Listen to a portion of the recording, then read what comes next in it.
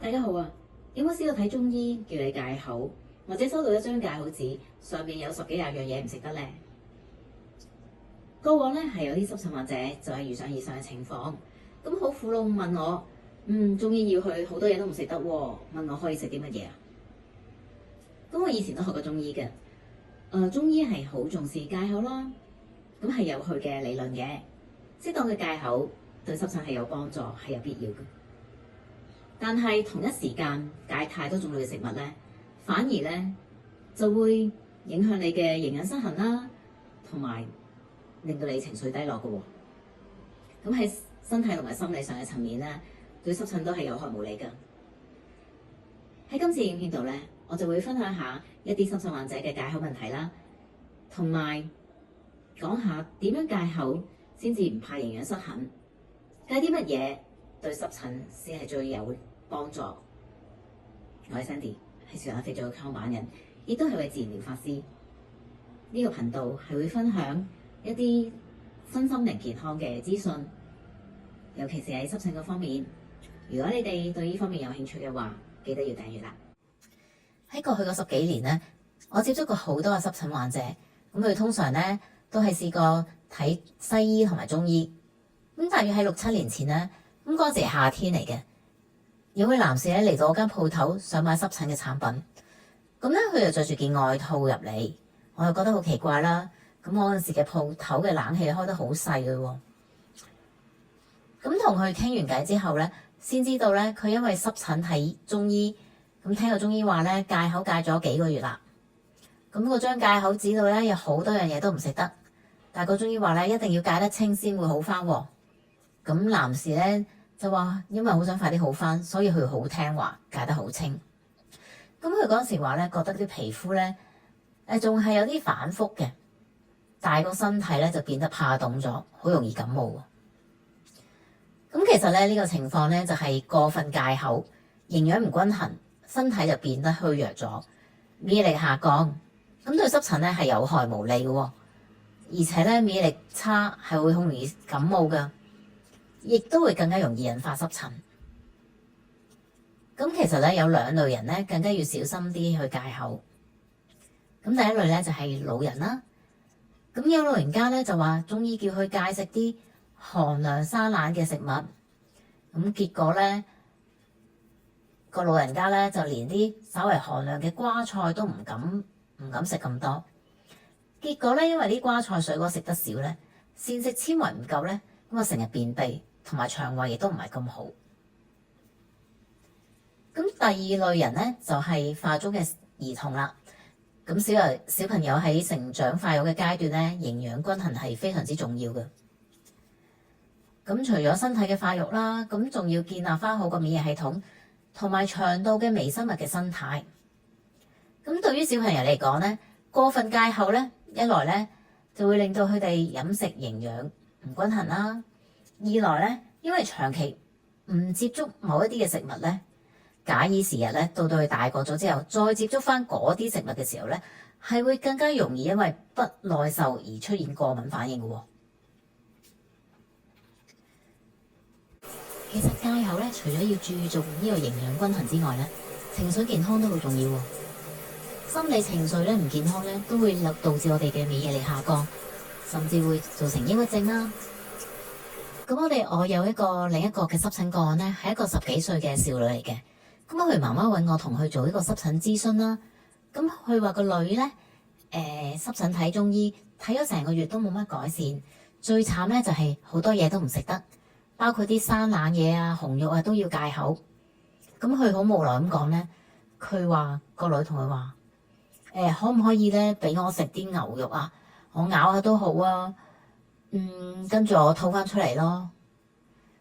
咁媽媽咧就話個女好唔開心啦。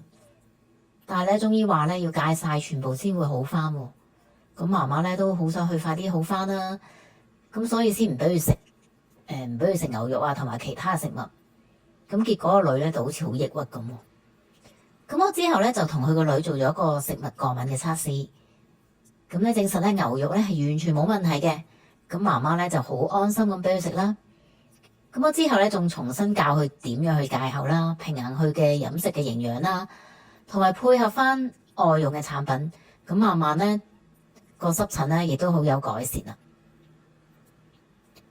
咁戒口咧其實係有需要嘅，但係重點咧係有方法，要有先後次序，同埋咧揀對你最大影響嘅。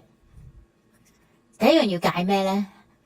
就係即時性過敏嘅食物，意思咧係食咗之後咧，你喺幾小時或者喺一日之內咧，明顯睇到或者感覺到過敏嘅食物，例如係海鮮啦。好多人濕疹嘅人咧，食完就會過敏。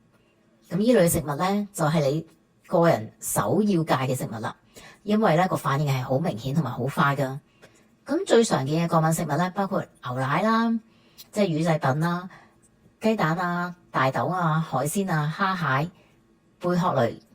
咁呢啲咧一定要留意下啦，就唔好咁大量食。咁如果依類食物你已經戒晒啦，又有注重過皮膚護理啦，包括用一啲天然嘅潤膚產品啦，又冇茶類固醇等等，咁你咧就可以考慮開始戒一啲奶製品、麩質、gluten 同埋一啲甜食，尤其是係精製糖嘅食品同埋飲品啦。咁呢三大類嘅食物咧，因為呢三大類食物咧係好容易造成呢個慢性發炎嘅，尤其咧如果同時係精製嘅加工食物啦。依家咧就講喺呢三類應該戒嘅食物。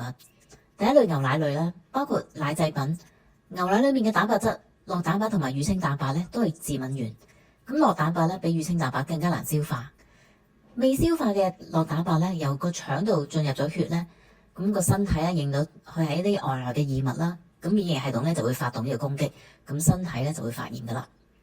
咁除咗酪蛋白之外咧，咁牛奶咧都有其他問題噶。喺製造牛奶嘅過程咧，為咗乳牛咧生產更加多嘅牛奶，可能咧會被注射一啲嘅激素啦。咁另外牛奶亦都可能含有一啲殺蟲劑啊、抗生素同埋殘留嘅農藥，咁呢啲都會令人體有機會發炎噶。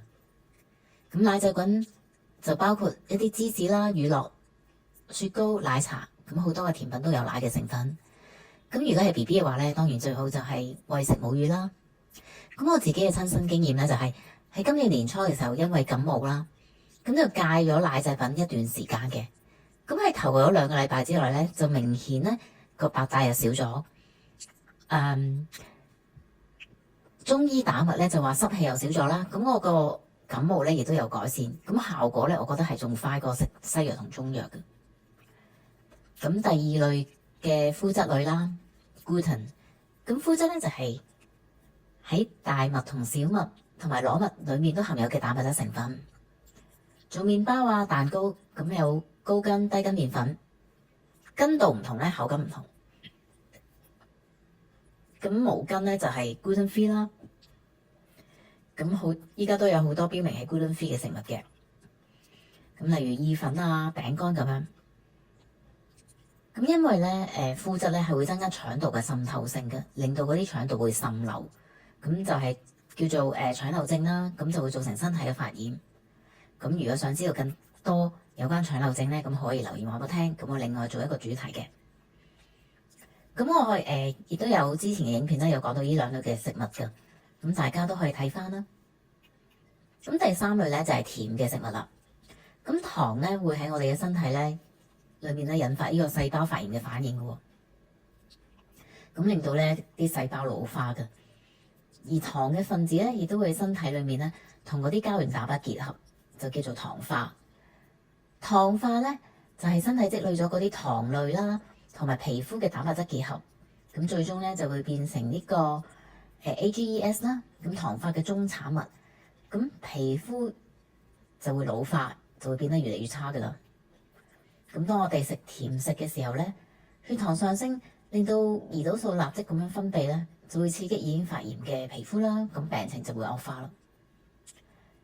咁同一時間咧，糖分亦都會令到個腦咧釋放一啲多巴胺同埋血清素喎，暫時性咁樣令人咧覺得有開心同埋幸福嘅感覺。但係咧呢個時候咧，身體咧又需要分泌翻一啲胰島素去降低個血糖啦。咁血糖同埋情緒就會喺呢個食甜食之中咧，一時飆高，一時又降低。咁胰島素嘅分泌咧就會唔穩定啦，就會更加影響身體同埋皮膚嘅健康啦。咁所以咧，皮膚病患者咧，如果進食低升糖指數嘅食物咧，係可以降低個身體發炎嘅情況㗎。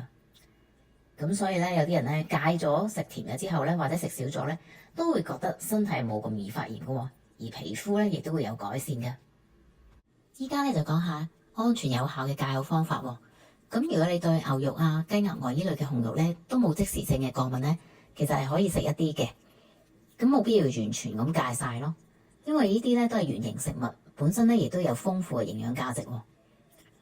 咁但係咧加工嘅肉類咧就最好唔好食啦，例如肉乾啊、肉丸啊、火腿咁。同時咧要注意翻個烹調方法，唔要油炸，唔要辣嘅，因為呢兩樣嘢係更加容易發炎。咁戒口嘅食物咧可以先揀某一類嘅食物先啦，例如係小麥麩質 gluten 啦。咁如果可以嘅話咧，最好就係奶類同 gluten 一齊戒。咁我睇過啲研究同埋有啲人嘅實際嘅經驗啦，咁個效果係真係會好啲嘅。而戒甜食咧，又可以先揀有額外添加糖嘅食物同埋飲品先戒，例如係汽水啊、珍珠奶茶啊、朱古力啊、蛋糕、甜品等等。